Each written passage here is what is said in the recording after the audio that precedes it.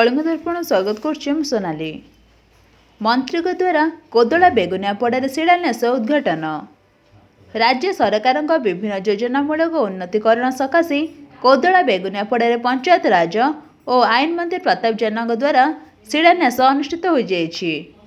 मुख्यमंत्री नवीन पट्टनायक नेतृत्व में राज्य सरकार आम गाँ आम विकास ठारू आरंभ कर बहु योजना भित्तिक अनुदान ग्रामांचल विनियोग करिसेंति। गुरुवार दिन 11 घंटा समय मंत्री ग्रस्त कर कोदला एनएसी रे पहुंची सेठारे शिलान्यास उद्घाटन करने सह बेगुनियापड़ा शौचालय और सुमंडल गोष्ठी स्वास्थ्य केन्द्रर शिलान्यास उद्घाटन करथिले। कोदला दंडेश्वर मंदिर मंडप रास्ता निर्माण कार्य सरीथिबे बेले सेठारे शुभ उद्घाटन करथिले।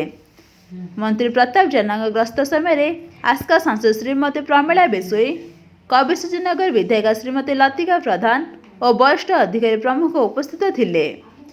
कोदलारू कृष्णचंद्र पल्लेंग रिपोर्ट कलिंगदर्पण।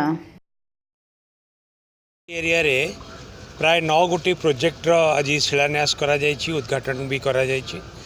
विशेष भाव में शहर को आउरी सुंदर करने मान्यवर विधायक श्रीमती लतिका प्रधान को नेतृत्व में आमे कोदला एनएसी अंचल रास्ताघाट, पीवा पानी, आलोक एवं आहार केन्द्र ये समस्त कार्यक्रम आज आम एठी आरंभ करिछु एवं ए एनएसी को आउरी अधिक उन्नति करने आम आगामी दिन में गोटे स्मार्ट पार्क एवं गोटे उन्नत धरणर श्मशान कार्य मध्य आम एठी करने जाऊँ।